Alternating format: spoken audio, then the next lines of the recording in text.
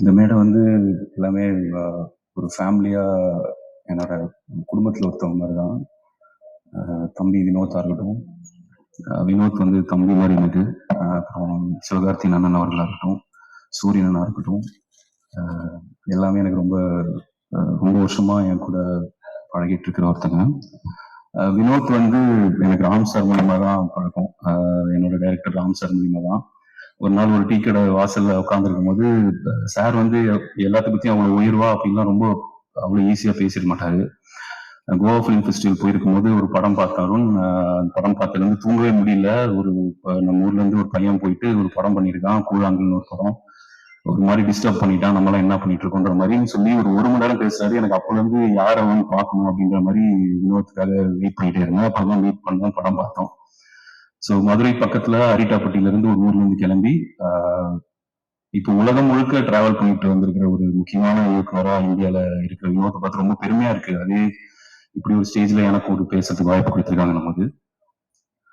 வினோத் வந்து கூழாங்கல் படம் வந்து ஒரு இண்டிபெண்டன்ட் ஃபிலிமா அவர் கிடைச்ச ஒரு இன்வெஸ்டர் வச்சு, அவங்க கிட்ட இருக்கிற ஒரு வசதி வாய்ப்பை வச்சு, அவங்க வீட்டுல இருக்கிற அவங்க அம்மா அக்கா அவங்க எல்லாம் வந்து சமைச்சு கொடுத்து மொத்த குடும்பம் டிராவல் பண்ணிட்டு போய் ஒரு படம் எடுக்கிறாங்க.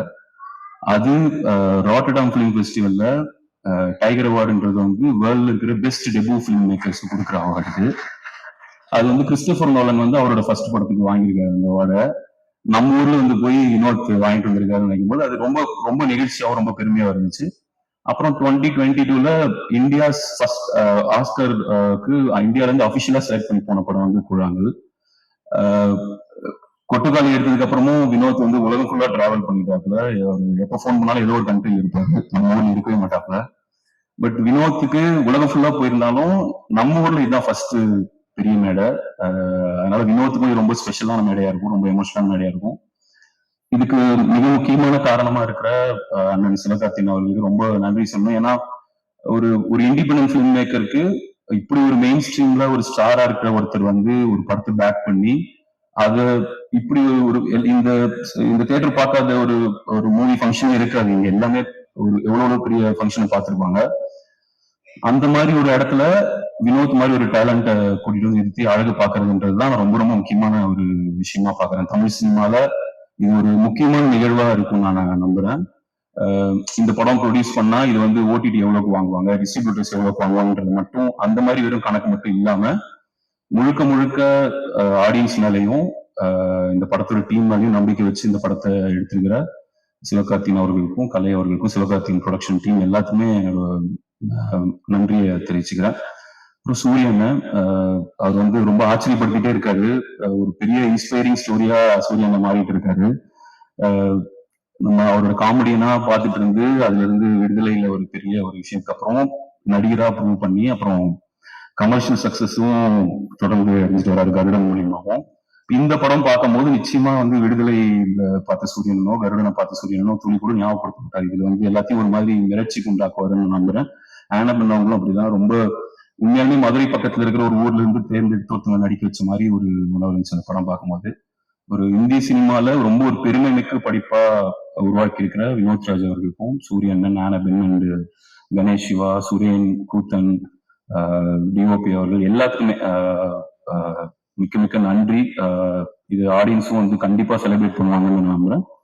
சோ இயக்குநர்களுக்கு வந்து ஒவ்வொரு விஷன்ஸ் இருக்கும். இவருடைய விஷன் ரொம்ப இன்ட்ரெஸ்டிங்கா இருக்கு. அவருடைய கதைகள், அவர் சொல்ல நினைக்கிற விஷயங்கள் ரொம்ப இன்ஸ்பைரிங்காவும் இருக்கு. Thank you so much sir, cinema மேல இருக்கிற ஒரு பெர்ஸ்பெக்டிவை நீங்க சேஞ்ச் பண்றதுக்கு. சோ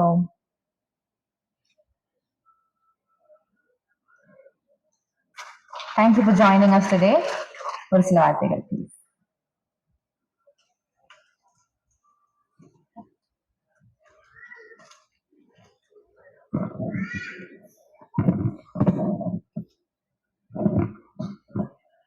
அனைவருக்கும் வணக்கம்.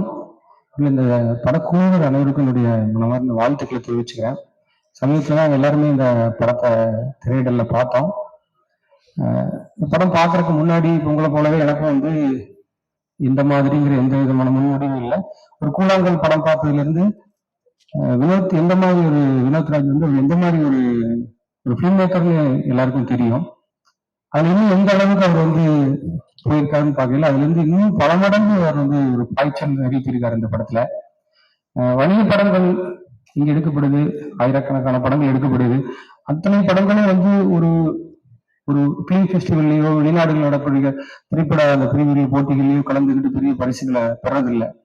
ஏன்னா அந்த பிலிம் ஃபெஸ்டிவலுக்கு ஒரு மிகச்சிறந்த ஒரு திரை மொழி தேவைப்படுது. அந்த திரை மொழியில் எடுக்கப்பட்ட படங்கள் தான் அந்த போட்டிகளுக்கு பங்கு பெறக்கூடியது. இப்ப நம்ம பாக்குறோம் ஒலிம்பிக்ல நமக்கு ஒரு தங்கம் கூட கிடைக்கல, இப்ப பாத்துக்கிட்டே இருக்க தங்கம் கிடைக்குமான்னு. அப்ப ஒலிம்பிக் நடக்கும்போது மட்டும் நம்மளுடைய திறன் என்னவா இருக்குன்னா, யாராவது ஒருத்தர் போய் தங்கம் வாங்கிட மாட்டாங்களா அப்படின்ட்டு. ஆனா ஒரு கிரிக்கெட்டை மட்டுமே ஒரு வெகுஜன சினிமா மாதிரி நம்ம கிரிக்கெட்டை மட்டுமே பெருசா பார்த்துக்கிட்டு இருக்கிற இந்த சமூகத்துல மற்ற விளையாட்டு போட்டிகள் பாருங்க நமக்கே ஆர்வம் இல்லை. பக்கத்து வீட்டுல ஒரு பையன் வந்து இந்த மாதிரி ஒரு ஒரு விளையாட்டு போட்டியில் இருக்கான், ஒரு தடகள வீரனா இருக்கான், இல்ல வந்து வேகத்தில் இருக்கான், ஈட்டி எறிதல் போட்டியில் இருக்கான். நமக்கு தெரியாது, நம்ம அதை அப்ரிசியேட் பண்ற இடத்துல இருப்போமான்னு கூட தெரியாது. ஆனா ஒலிம்பிக்ல ஜெயிக்கிறது தான் தெரியுது.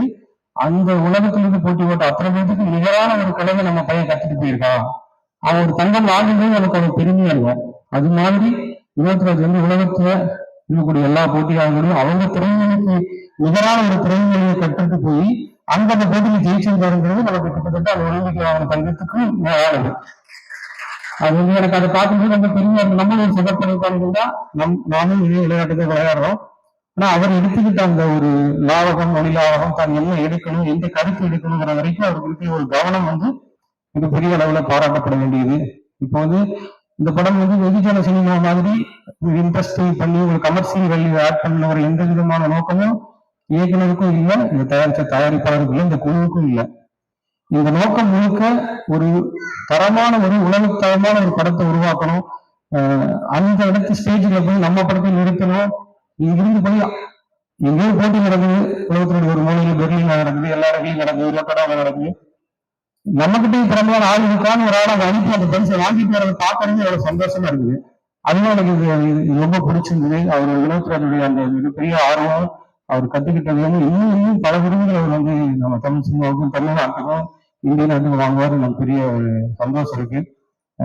இந்த படம் எல்லாருக்கும் ஒரு வித்தியாசமான அனுபவத்தை கொடுக்கும். ஏன் திருக்குறள் வந்து படிச்சதும் புரியாத மாதிரி இருக்கு அப்படி சொல்லிட முடியாது. அதுக்கு ஒரு மொழி இருக்குது, அதுக்கு ஒரு இலக்கணம் இருக்கு, அதுக்குள்ள ஒரு சிறிதான அர்த்தமும் இருக்கு. கொஞ்சம் அதை புரிஞ்சுக்கிட்டோம்னா அந்த அர்த்தத்தை நம்ம புரிஞ்சுக்கிற மாதிரி இந்த படத்தை நீங்க பார்க்கணும். அந்த மாதிரி தான் இந்த படத்தை நினைக்கிறேன். இந்த படத்தை தயாரிச்ச சிவகார்த்திகேயன் அவர்களுக்கு மிகப்பெரிய ஒரு பாராட்டுகள் தெரியும். ஏன்னா இந்த மாதிரி ஒரு படத்தை எடுத்ததன் மூலமா மிகப்பெரிய ஒரு வியாபார பலனை அவர் பெறப்போறது கிடையாது. இந்த படம் எடுத்ததுனால கிடைக்கக்கூடிய மிகப்பெரிய ஒரு ஒரு பெருமையை வந்து அவர் இந்த படத்தில் அடைஞ்சிருக்காரு. நிச்சயமா இந்த படத்தை உருவாக்குனதுக்காக அவர் வந்து நிச்சயமா வாழ்நாள் ஒரு மிகப்பெரிய பெருமையான ஒரு செயலை நான் நினைக்கிறேன். அவருக்கு என்னுடைய பாராட்டுகள். இந்த படத்தில் அத்தனை பேருக்கும் பாராட்டுகள்.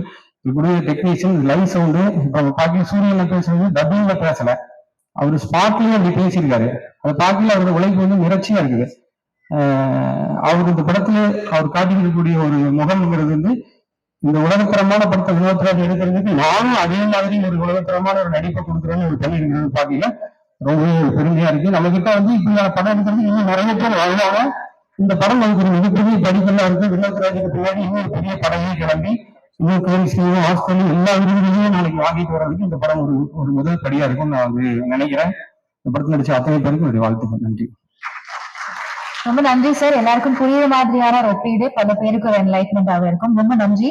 அடுத்தபடியாக ஒரு ரொம்ப special person Balaji Sakthivel sir. அவருடைய படங்கள் வந்து என்னைக்கு பார்த்தாலும் ஒரு அழகான ஒரு எமோஷனல் டிரான்ஸ்ஃபர் பண்ணிக்கிட்டே இருக்கும். It is very nice to see his films any day. Please sir வாங்க. இந்த படம் நீங்க ஆல்ரெடி பார்த்துட்டீங்க. So it will be very nice to hear from you.